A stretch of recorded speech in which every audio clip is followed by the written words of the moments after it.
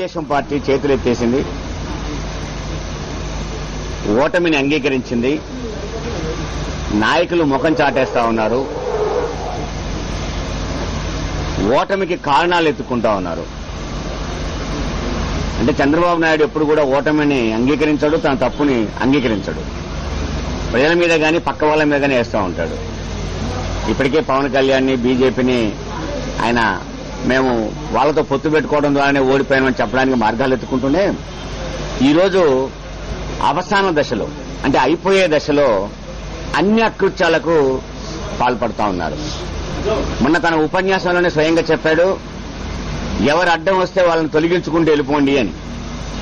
ఈ రోజు అవసాన దశలో అన్ని అకృత్యాలకు దాడులకు పాల్పడుతూ ఉన్నారు, సారాలు పంచుతున్నారు, డబ్బులు పంచుతున్నారు, దౌర్జన్యాలు చేస్తా ఉన్నారు, అబద్దాలు ఆడుతా ఉన్నారు, తప్పుడు ప్రచారం చేస్తా ఉన్నారు.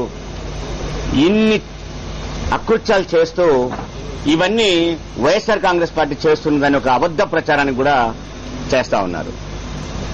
మొదటి నుంచి చంద్రబాబు నాయుడు అబద్దాలని అందంగా ప్రచారం చేసే ఎల్లో మీడియా ఈరోజు మరింత అవసాన దశలో దింపుడు గల్లం ఆశ కోసం ఎదురు చూస్తున్న తెలుగుదేశం పార్టీని జీవిగంజి పోసి లేపుదామని చెప్పి ప్రయత్నం చేస్తా ఉంది. తులసి తీర్థం పోసి తంపడం తప్ప అది బతుకుద్దని, తెలుగుదేశం పార్టీ బతికే పార్టీ కాదని స్పష్టమవుతా ఉంది. వీళ్ళెన్ని ప్రచారం చేసినా చివరికి ఎక్కడికి వచ్చారు? వాళ్లే డబ్బు పంచుతారు, మేం పంచుతున్నట్టుగా చూపెడతా ఉన్నారు.